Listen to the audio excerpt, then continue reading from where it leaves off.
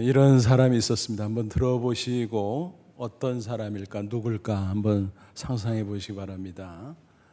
그는 하버드 대학에 어렵게 들어갔는데 그만 퇴학을 당하고 말았습니다. 하는 일마다 다 실패하고 말았습니다. 그 첫 딸이 4살 때 사망했습니다. 그리고 사업을 한다고 했는데 그만 사장 자리에서 쫓겨나고 말았습니다. 빈털터리가 되었겠죠. 아내와 갓 태어난 딸을 위해서 자신이 해줄 수 있는 것은 아무것도 없다는 사실을 알게 됐습니다. 그는 절망 가운데 시카고 거리를 배회하면서 마음의 결심을 합니다. 차라리 저 차디찬 미시간 호수에 빠져 죽자. 그럼 아내와 어린 딸을 위해서 생명보험금이라도 남겨줄 수 있지 않겠나, 이런 것이었습니다. 그런데 몸을 던지려는 바로 그 순간 밤하늘에 반짝이는 그 빛나는 별들을 보면서 오묘한 창조의 신비를 느끼게 됩니다. 마치 하나님의 음성이 들려오는 듯 했습니다. 대자연이 스스로 사라질 수 없듯이 너의 생명도 내 스스로 없앨 권리가 없다라는 것이었습니다. 그는 정신을 차렸고 새로운 결심을 하게 됩니다. 내가 비록 미약한 일개인에 불과하지만 한번 해보자. 세상을 변화시키고 인류에 공헌할 수 있을지 도전해보자. 그 후에 그의 인생은 극적으로 변화됩니다. 하버드대에서 퇴학당했던 그가 후일 하버드 대학의 교수가 됩니다. 엄청난 반전이지요. 그런데 그 교수직은 아주 작은 경력 중에 하나에 불과했습니다. 그보다 더 놀라운 업적들을 그는 많이 남겼습니다. 그는 건축가였는데 동시에 디자인, 기하학, 공학, 과학, 또 교육 등등 다양한 분야에 연구하면서 인류에 공헌을 하게 되었습니다. 그래서 그를 가리켜서 20세기의 레오나르도 다빈치 이렇게 부르기도 합니다. 그의 이름은 버크민스터 풀러이지요. 몬트리올 엑스포의 미국관을 세운 사람이지요. 그 배경사진을 보면 저런 스타일의 건축 양식이 바로 그 사람이 시작한 것이구나 이해할 수 있을 것입니다. 특별히 건축학을 하신 분들은 너무나 잘 아실 줄 압니다. 버크민스터 풀러는 아주 특별한 인물이기는 하지요. 하지만 정도와 종류 차이가 있을 뿐 누구에게나 인생을 살다 보면 절망의 순간이 닥쳐오기 마련입니다. 눈앞이 캄캄해지고 아무것도 할 수 없을 때가 있다는 것입니다. 한마디로 말해서 멘붕 상태지요. 그럴 때 그 절망의 늪에서 얼른 벗어나야 할 것입니다. 단 한 번뿐인 인생인데 거기서 주저앉고 포기한다면 말이 되지 않겠죠. 오늘 본문을 보니까 눈앞이 캄캄해질 때 절망의 늪에서 잘 빠져나온 사람이 등장합니다. 누구죠? 바로 다윗입니다.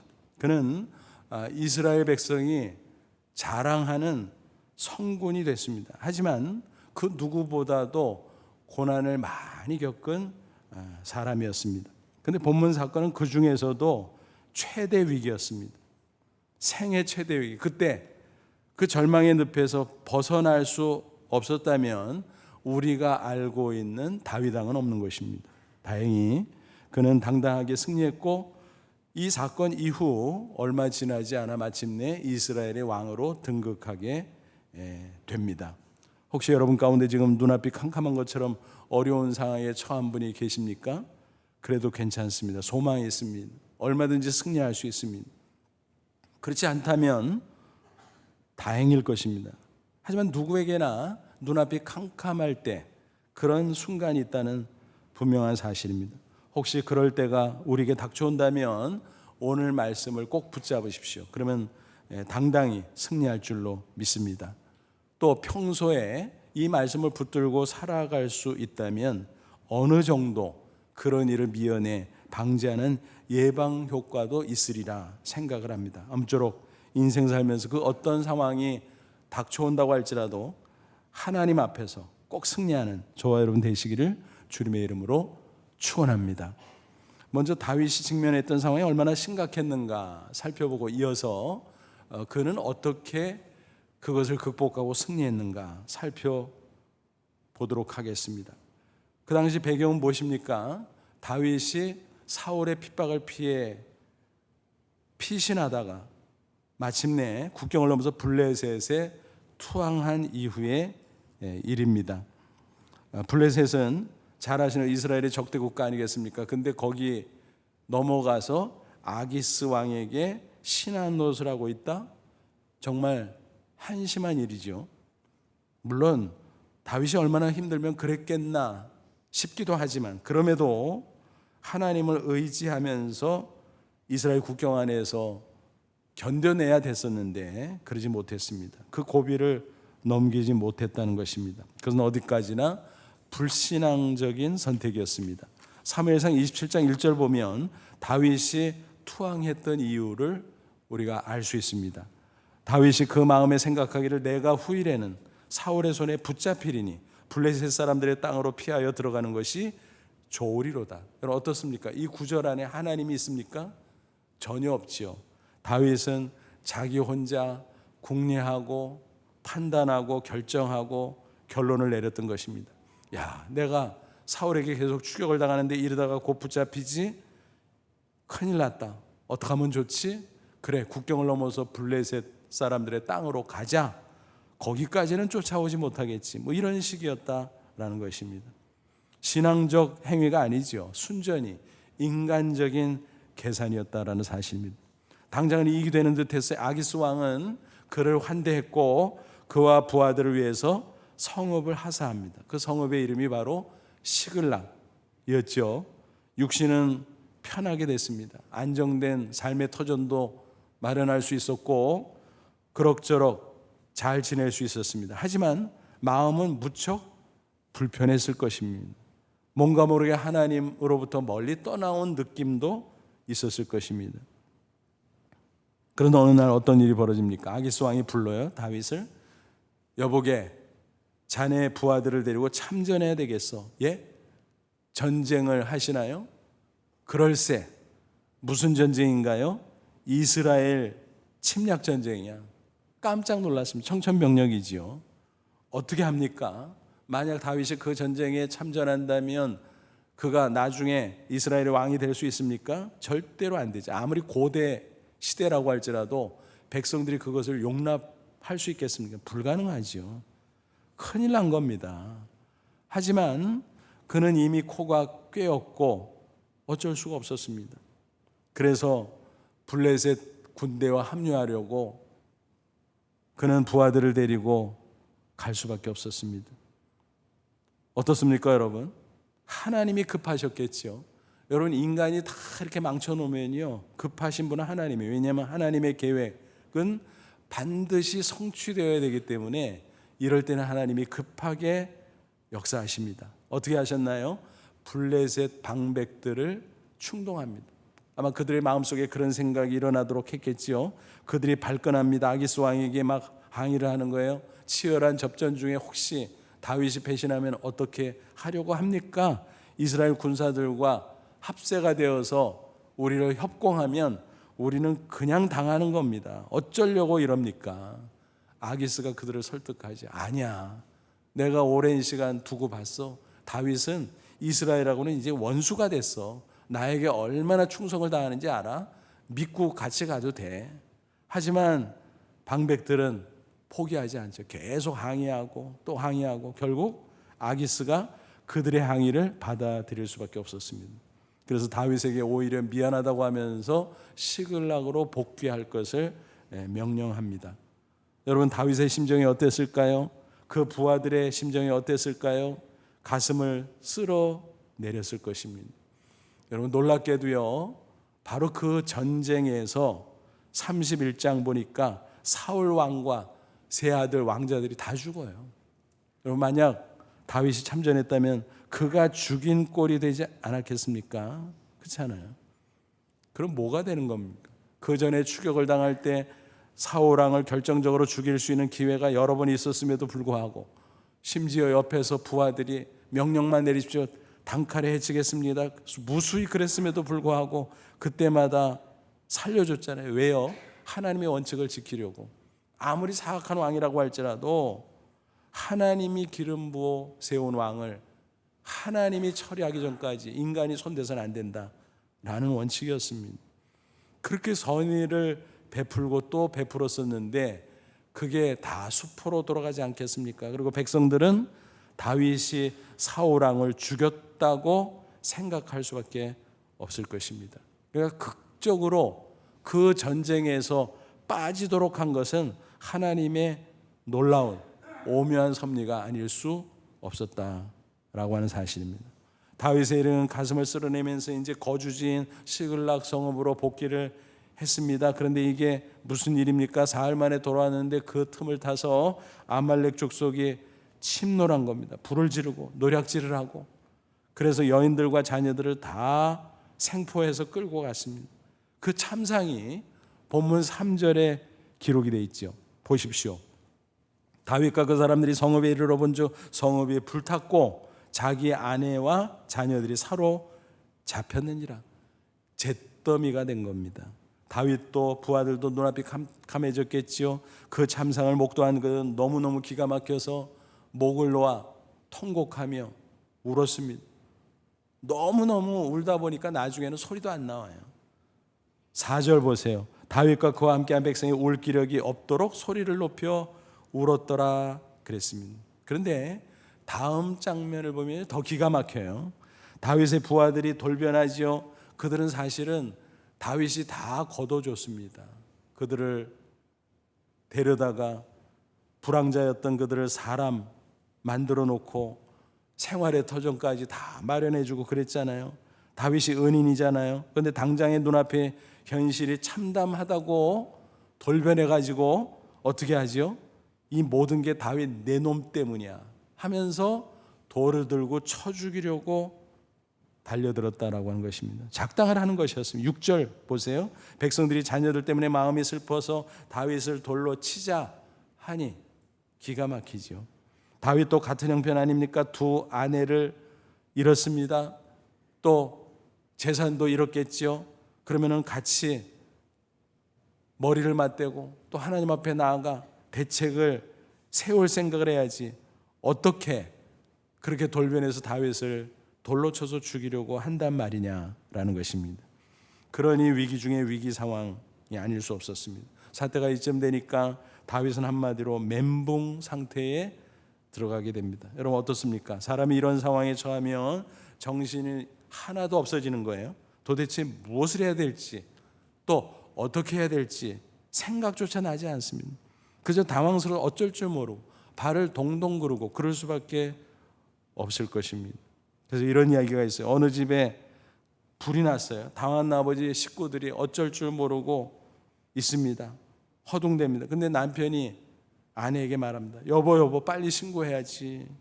근데 119가 몇 번이야 몇 번. 그래서 아내가 대답합니다. 나도 몰라요. 생각이 안 나. 그러면 빨리 114에 걸어서 119가 몇 번인지 알아봐. 어서. 여러분 이 이야기를 들으면서 우리가 웃을 수밖에 없잖아요. 하지만 우리가 그런 당황스러운 처지에 있다면 우리도 그렇게 우스꽝스러운 대화를 하지 말란 법이 있겠습니까? 사람이 당황하면 그렇게 되고도 남는다라는 것입니다. 그때 다윗의 모습이 빛났습니다. 그가 비록 사울의 핍박을 피해서 국경을 넘고 블레셋에 투항하고 이 지경에 이르게 되기는 했지만 그래도 그는 기본적으로 믿음의 사람이었습니다. 그는 눈앞이 캄캄했지만 정신을 차리죠. 그리고 하나님을 찾습니다. 여기서 승리의 단초가 마련됐다라는 것입니다. 6절 하반절 보세요. 다윗이 크게 다급하였으나 당황스럽고 두렵고 그랬지만 그러나 그의 하나님 여호와를 힘입고 용기를 얻었더라 그랬습니다. 여기서 우리가 알 수 있습니다. 그래도 믿음의 사람이 뭔가 달라도 다르구나. 맞습니다. 그의 부하들을 보세요. 단세포적으로 조건반사적으로 반응을 보이잖아요. 슬퍼하고 괴로워하고 절망하고 원망하고 비난하고 그럴 수밖에 없었습니다. 하지만 반면 다윗은 어떻게 반응했습니까? 그는 신앙적 반응을 하기 시작합니다. 그도 목석이 아닌지라 슬퍼했죠. 눈물을 흘렸죠. 하지만 금세 정신을 차리고 하나님을 찾습니다. 여러분, 이게 중요해요. 믿음의 사람 문제가 생기면요, 얼른 즉시 빨리 하나님을 찾아야 됩니다. 그러면 용기를 얻을 수 있습니다. 하나님이 새 힘을 주세요. 거기서부터 승리의 길이 열린다는 사실입니다. 제가 오래전에 홍콩에 간 적이 있었는데 그때 버스를 탔어요. 근데 버스 안에서 흥미로운 것을 볼 수 있었습니다. 비상구가 있는데 이렇게 쓰여 있었습니다. 영어로는 똑같이 emergency exit. 근데 한자로 옆에다 뭐라고 써 있는 거 하면은 태평문. 태평문. 너무 흥미로웠습니다. 위급할 때 이 문으로 나가면 태평하다는 얘기야? 뭐 일리가 있다고 생각을 했습니다. 혹은 아무리 위급한 상황이라도 태평하게 이 문으로 나가라는 뜻이야? 잘 모르겠습니다. 하지만 위급해도 당황하지 않고 이 문으로만 나가면 안전하다, 태평하다, 그것만은 확실하다는 사실에 참 흥미로운 명칭이구나 싶었습니다. 그렇습니다. 우리의 비상구는 하나님이십니다. 우리의 태평문도 하나님이십니다. 그러므로 무슨 일을 만나든지 꼭 하나님을 찾으시기 바랍니다. 어려운 일을 만날수록 사람 찾아다니다든지 혹은 세상 방법 찾아다닌다든지 그러지 마십시오. 먼저 하나님 앞에 나아가시기 바랍니다. 그러면 하나님께서 반드시 만나 주실 것입니다. 성경은 누누이 그런 약속의 말씀을 우리에게 주고 있어요. 예레미야 29장 13절, 너희가 전심으로 나를 찾고 찾으면 나를 만나리라. 집중해서 하나님을 찾으면 반드시 하나님이 만나 주시고 도와주시겠다는 약속의 말씀이죠. 하나님이 만나 주시면 어떤 상황 속에서라도 살아날 수 있습니다. 아모스 5장 6절, 너희는 여호와를 찾으라 그리하면 살리라. 하나님을 찾기만 하면 살아날 수 있다는 것입니다. 근데 그렇게 하지 않고 하나님을 놓치면 어떻게 될까요? 그러면 망하는 것입니다. 여러분, 어려운 상황 자체가 우리를 망하게 하는 게 아니에요. 우리의 반응이 잘못돼서 망하는 것입니다. 역대하 15장 2절, 너희가 만일 그를 찾으면 그가 너희와 만나게 되시려니와 너희가 만일 그를 버리면 그도 너희를 버리시리라. 하나님을 찾으라는 거예요. 그러지 않고 하나님을 놓쳐버리면 하나님 앞에 버림을 받을 수도 있다. 왜 그러냐? 하나님을 찾으라는 것입니다. 그러면 무엇보다 용기가 생깁니다. 새 힘을 얻을 수 있습니다. 그리고 그 힘으로 넉넉히 승리할 수 있다는 사실입니다. 다윗을 보십시오. 그 숱한 고난, 이번에는 생애 최대의 위기, 하지만 하나님을 찾음으로 그는 그 위기를 극복할 수 있었습니다. 결국 승리했습니다.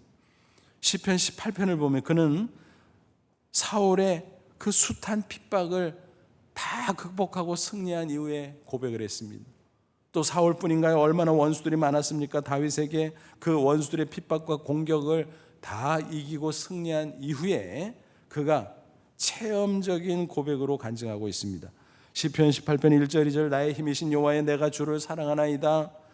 여호와는 나의 반석이시요 나의 요새시요 나를 건지시는 이시요 나의 하나님이시요 내가 그 안에서 피할 나의 바위시요 나의 방패시요 나의 구원의 뿌리시요 나의 산성이시로다. 1인칭 대명사, 나를, 내가, 나의, 뭐 이런 단어를 계속 반복해서 구사하고 있죠. 무슨 얘기예요? 내가 체험해 봤다라는 거예요. 이런 어려움 저런 어려움, 이런 환난 저런 환난, 그러나 그 가운데 하나님을 찾았더니 하나님이 나에게 힘을 주시더라. 그래서 내가 이렇게 이겼고 또 이렇게 이겼고 마침내 다 이겼다.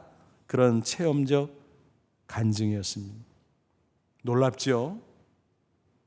이런 인물의 이야기도 있습니다. 20세기 초반 미국 교회를 대표하는 목사 중에 조지 투렛 목사가 있는데 그의 이야기입니다. 그는 텍사스주 달라스의 제일 침례 교회에서 무려 47년 동안 목회 사역을 했습니다. 그런 가운데 교회를 크게 성장시켰고 더 나아가 교계 지도자 역할을 했습니다. 미국의 최대 교단 남침례교단의 총회장을 역임했고 더 나아가 세계 침례교 연맹의 총재를 역임했습니다. 그런데 정말 중요한 것은 뭐냐면 그의 사역 기간 중에 무려 5천 명이 넘는 사람에게 침례, 세례를 베풀었다는 사실입니다. 그런데 그의 목회 초기에 엄청난 사건이 있었습니다. 그가 그 교회에 부입한 지 채 6개월도 안 됐을 때 벌어진 일입니다. 어느 날 지역 유지들, 교인들이었겠지요. 초대를 하는 거예요. 사냥 가는데 같이 갑시다, 목사님. 그러니까 부임한 지도 얼마 안 됐고 또 교인들의 간곡한 부탁 겸 초대라 거절할 수 없어서 어울려서 사냥을 나갔어요. 그런데 그만 오발 사고가 있었습니다. 그래서 일행 중 한 사람을 쏴서 부상을 입히고 말았습니다. 그런데 그 후유증으로 그가 그만 사망하고 말았어요. 대형사고도 보통 대형사고가 아니었겠죠.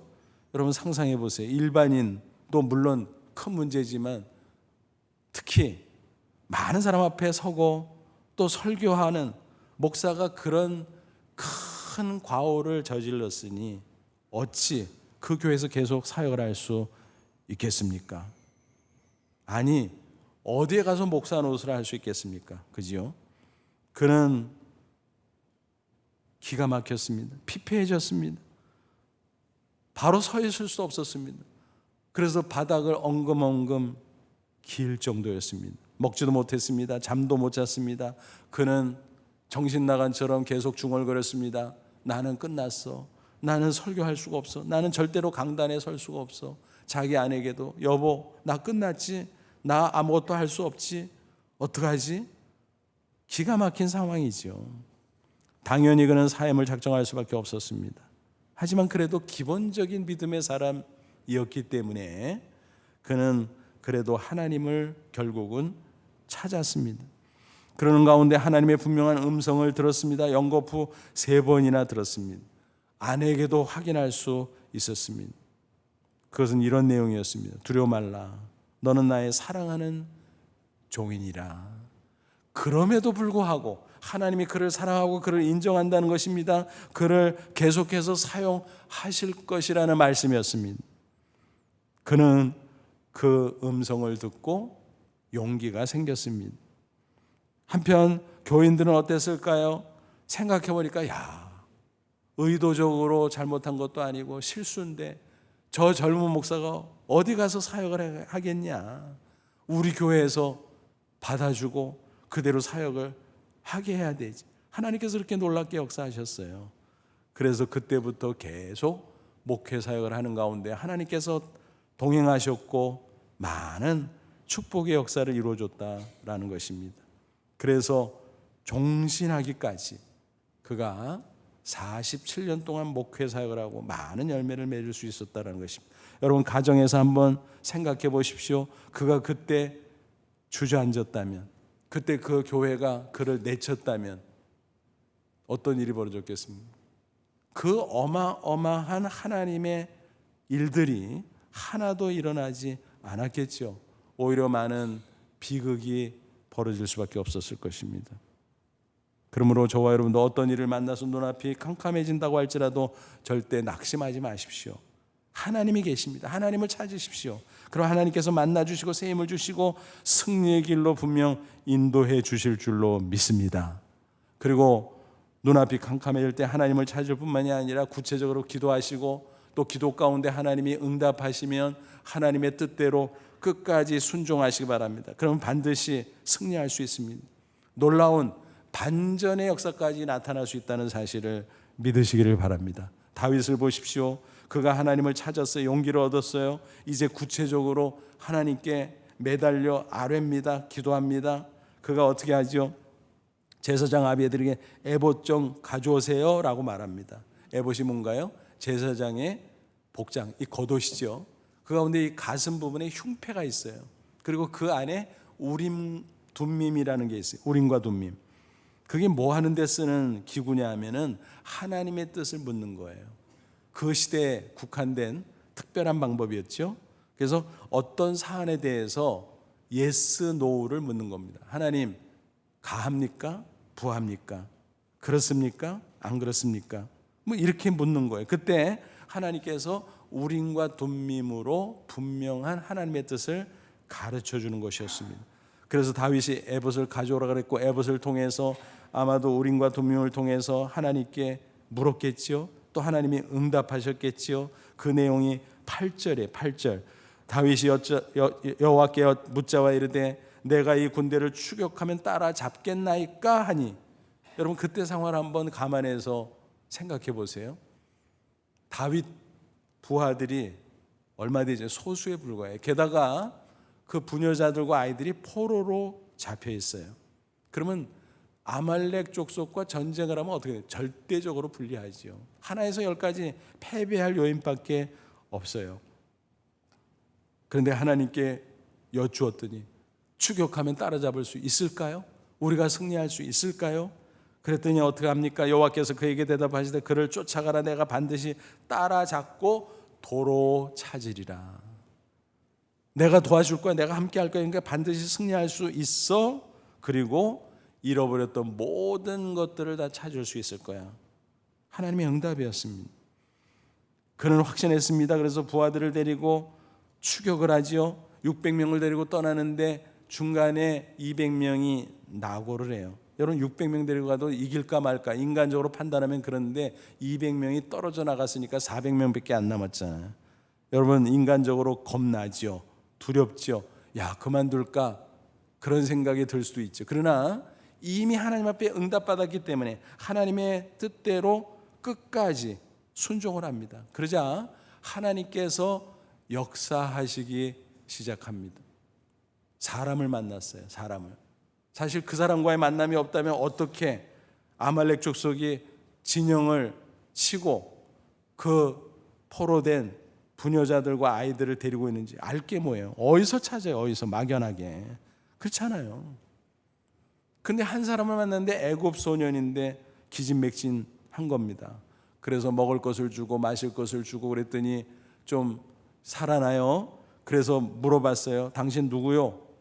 뭐하다 이리 방황하고 있어? 그랬더니 아말렉 사람의 종 노릇을 했는데 시글락 침노할 때 그때도 있었다는 거예요. 자기도. 그래서 다 봤다는 거예요. 그리고 아말렉 족속의 진영이 어디 있는지 그 위치도 잘 알고 있다는 거예요. 그래서 다윗이 그러면 우리를 좀 안내해 줄 수 있겠나? 그랬더니 그 애굽 소년이 뭐라 그래요? 나를 죽이지 않겠다고 맹세만 해 주십시오. 그럼 내가 얼마든지 안내하겠습니다. 그래서 안내를 받았어요. 그러니까 쉽게 아말렉 진영을 발견할 수 있었죠. 그런데 가보니까 난장판이 벌어졌어요. 그들은 승리에 도취돼서 부어라 마셔라 먹자 춤추자 환락에 빠져서 정신을 못 차리고 있었습니다. 그러니까 어때요? 아무리 숫자가 많으면 뭐예요? 급습해서 다 쳐서 섬멸을 하고 겨우 빠져나가 도망간 소년병들 400명만 있었습니다. 그러니까 그 섬멸한 병사들, 군인들의 숫자가 얼마나 될까? 아마 정확하게는 몰라도 꽤 됐겠지요. 근데 더 놀라운 것은 잃어버렸던 사람이고 가축이고 싹 다 찾아오는 놀라운 역사가 나타납니다. 게다가 전리품까지 풍성하게 챙기게 됩니다. 18절부터 20절을 읽으면서 그 장면을 한번 마음속에 그려보세요. 다윗이 아말렉 사람들이 빼앗아갔던 모든 것을 도로 찾고 그의 두 아내를 구원하였고 그들이 약탈하였던 것 무리의 자녀들이나 빼앗겼던 것은 크고 작은 것을 막론하고 아무것도 잃은 것이 없이 모두 다윗이 도로 찾아왔고 다윗이 또 게다가 양떼와 소떼를 다 되찾았더니 무리가 그 가축들을 앞에 몰고 가며 이르되 이는 다윗의 전리품이라 하였더라 그랬습니다. 얼마나 통쾌한 장면인지 상상할 수 있겠지요. 근데 이 말씀을 읽으면서 끄트머리에서 조금 좀 기분이 씁쓸해요. 왜 그런지 아시겠습니까? 그 부하들이요 마음을 다시 돌려먹고 다윗을 따라서 아말렉 족속을 공격한 것까지는 가상하지만 그들의 모습을 보세요. 좋다고 승리했다고 전리품까지 많이 챙겼다고 뭐예요? 그걸 가축들을 다 몰고 가면서 신바람이 나가지고 우리 다윗 장군이 거둔 승리야, 전리품 봐, 어마어마하지. 그렇게 자랑하고 있다는 모습입니다. 여러분, 인간이 그렇지요. 그럼에도 불구하고 다윗은 그것을 뭐라고 하지 않습니다. 그들을 위해서 전리품을 다 공평하게 분배를 해서 나눠줘요. 심지어는 중간에 낙오했던 200명까지 다 공평하게 받을 수 있도록 나눠줍니다. 그래서 그 이후에 이스라엘의 규범이 돼요. 집을 지킨 사람이나 참전한 사람이나 똑같다. 이스라엘 공동체 안에서 하나님의 은혜니까 똑같이 분배하라 라는 규범입니다. 얼마나 놀라운 일입니까, 여러분? 그리고 아까 앞서 말씀드린 것처럼 더 놀라운 일은 뭐라고요? 블레셋이 이스라엘을 침공했는데 그 전투에서 사울 왕과 세 왕자들이 전사했습니다. 그가 어때요? 다윗이 왕 되는 길이 활짝 열린 거죠. 그 전에 사실은 그 전리품이 너무너무 많았던지 그 유대인 마을 사람들에게 다 또 나눠주기까지 했어요. 그러니까 뭐가 딱딱딱딱 들어맞은 거죠. 그래서 결국 다윗이 왕으로 등극하게 되었다라는 것입니다. 여러분, 얼마나 아슬아슬합니까? 만약 가정에서 다윗이 블레셋 전쟁에 참전했다면 어쩔 뻔했나요? 혹은 시글락이 잿더미가 됐을 때 자포자기하고 극단적인 선택을 했었더라면 어쩔 뻔했나요? 그죠? 하나님의 놀라운 은혜가 아닐 수 없다라는 것입니다. 그렇습니다, 여러분. 하나님 우리가 생각지도 못한, 아니 상상하지도 못한 그런 일들을 분명히 준비해 놓고 계시다는 사실을 꼭 기억하시길 바랍니다. 중요한 것은 뭡니까? 환난을 당했을 때 우리가 하나님을 찾느냐 찾지 않느냐, 그겁니다. 우리가 기도하느냐 기도하지 않느냐, 그겁니다. 하나님의 응답을 받고 그 뜻대로 순종하느냐 하지 않느냐, 바로 그겁니다. 어려운 상황 그 자체가 문제가 아니에요. 우리가 신앙적으로 반응하면 얼마든지 승리할 수 있다는 사실을 꼭 믿으시기를 바랍니다. 시편 50편 15절 무슨 말씀이 있나요? 환난 날에 나를 부르라 내가 너를 건지리니 내가 나를 영화롭게 하리로다. 하나님을 찾고 기도하면 하나님이 도와주시겠다, 승리케 해주겠다. 그래서 그 승리를 통해서 하나님께서 영광을 받으시겠다. 빛나는 승리지요. 또 예레미야 33장 2절 3절 유명한 말씀이지요. 뭐라고 되어 있습니까? 이를 행하시는 여호와, 그것을 만들어 성취하시는 여호와, 그 이름을 여호와라는 이가 이와 같이 이르시도다. 너는 내게 부르지라 내가 내게 응답하겠고 내가 알지 못하는 크고 은밀한 일을 내게 보이리라 그랬습니다. 하나님은요, 계획하고 성취하고 다 하시는 분이에요. 그분이 말씀하세요. 내게 부르짖어라, 나를 찾고 나에게 기도하라. 그럼 내가 크고 은밀한 일 그거 보여주겠다. 무슨 얘기예요? 상상조차 할 수 없었던 놀라운 일을 준비했다가 펼쳐주시겠다라는 약속의 말씀입니다. 한마디로 말하면 대반전의 역사가 있을 것이다, 그런 약속이죠. 여러분도 잘 아시는 CCM 가수 송정미 씨의 간증입니다. 그는 한국의 대표적인 CCM 아티스트 중에 한 분이죠. 한국인 CCM 가수 중에서 최초로 뉴욕 카네기홀 공연의 기록을 가지고 있습니다. 또 50만 관객 동원, 또 200만 장 앨범 판매 기록 등등으로 유명하죠. 그의 노래는 영감 있고 또 하나님의 위로가 담겨져 있습니다. 코로나19로 음악회가 줄줄이 취소되잖아요. 또 축소되잖아요. 그런 와중에도 작년 연말에 크리스마스 콘서트를 가졌어요. 현장에서 할 수 없었습니다. 그때 한참 어려운 상황이었기 때문에. 그래서 온라인으로 진행했는데 무려 12만 명이 넘는 사람들이 참여했다고 전해지고 있습니다. 그만큼 사람들은 그의 찬양을 좋아합니다. 그 찬양을 통해서 하나님의 임재를 체험하고 또 하나님의 위로를 체험하고 그런다는 것입니다. 그 노래가 이렇게 되게 된 배경이 있습니다. 그것은 그가 고난 가운데 승리한 간증이 있는 것입니다. 그는 어려서부터 음악을 좋아했다 그래요. 그래서 노래하고 악기를 연주하고 그러다가 연세대 성악과에 입학을 하게 됐습니다. 그런데 큰 환난을 만나게 됩니다. 목소리가 갑자기 안 나오는 거예요. 이게 뭐지? 성악 시험을 치러야 되는데 볼 수가 없을 정도가 된 겁니다. 성대 결절이었습니다. 의사가 말했습니다. 2달 동안 말도 하지 마세요. 노래는커녕 말도 하지 말래요. 큰일 났다 싶었습니다.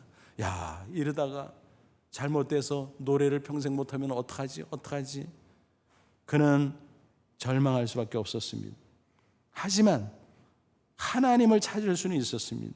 그래서 매일 피아노 앞에 앉아서 하나님, 내 목소리 회복시켜 주세요. 내 목소리 되찾게 해주세요. 기도하고 또 기도합니다. 그런 가운데 하나님을 체험하게 되지요. 끝내 건강한 목소리는 되돌아오지를 않았지만, 혹이 있는 성대 상태로 노래를 할 수밖에 없었지만, 하나님께서 생각지도 못했던 귀중한 것을 그에게 주셨다는 사실입니다. 그래서 그는 이렇게 고백을 합니다. 기도 끝에 하나님의 얼굴을 얻었습니다. 꾀꼬리 같은 육의 목소리를 되찾는 대신 하나님께서는 저에게 영으로 노래하는 법을 깨우쳐 주셨습니다. 그래서 그는 당당하게 절망의 늪에서 빠져 나왔습니다. 눈앞이 캄캄했지만 하나님을 찾고 하나님 앞에 기도하고 하나님의 응답을 받고 그 뜻대로 순종하면서 나아갈 때 하나님께서 놀라운 역사를 이루어 주셨다는 것입니다.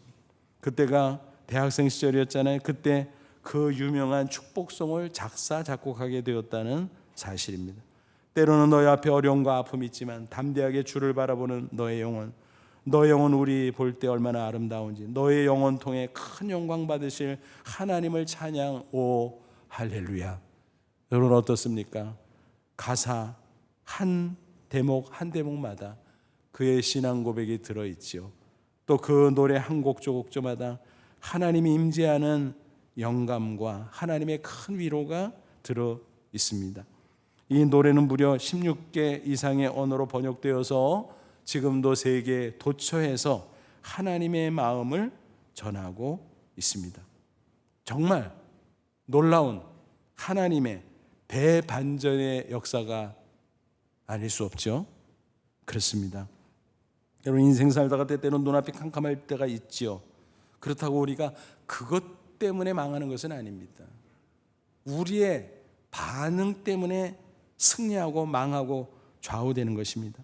다윗이 그랬듯이, 많은 믿음의 사람들이 그랬듯이, 우리가 하나님을 찾을 수 있다면, 그리고 하나님 앞에 부르짖어 기도할 수 있다면, 그리고 하나님 응답대로 하나님의 뜻대로 순종할 수 있다면 우리는 얼마든지 승리할 수 있습니다. 심지어는 하나님께서 준비해 놓으신 대반전의 역사를 얻을 줄로 믿습니다.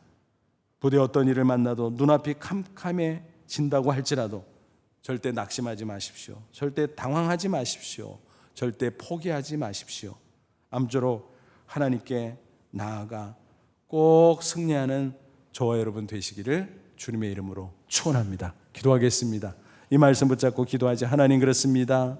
눈앞이 캄캄해질 때가 있지만, 그러나 하나님, 낙담하지 않겠습니다. 포기하지 않겠습니다. 다윗처럼 하나님을 찾겠습니다. 하나님, 나를 도우소서. 나와 함께 하소서. 내 기도를 들으시옵소서. 나에게 응답해 주옵소서. 주의 뜻을 보여주옵소서. 그래서 하나님을 찾고 기도하고 그 뜻대로 순종함으로 다윗처럼 당당하게 승리하게 하시고 하나님의 대반전의 역사를 체험하는 저희들이 되게 해 주옵소서. 내가 되게 해 주옵소서. 우리 다 같이 간절한 마음으로 기도합니다. 하나님 아버지, 은혜를 진심으로 감사합니다. 오늘도 주의 말씀으로 우리를 깨우쳐 주시고 격려해 주시니 감사합니다. 주님을 찾습니다. 바라봅니다. 의지합니다. 새 힘 주옵소서. 용기가 넘치게 해주시기를 원합니다. 주 앞에 우리 기도할 때 응답해 주옵소서. 주의 뜻대로 내가 순종하겠나이다. 끝까지 주님만을 따라가겠나이다. 승리하게 하시고 하나님께서 예비하신 크고 놀라운 대반전의 역사도 경험하게 하시고, 그로 인해 하나님 살아계심을 세상 앞에 당당히 증거할 수 있는 저희들 다 되게 해 주시옵소서. 예수님의 이름으로 기도하옵나이다. 아멘.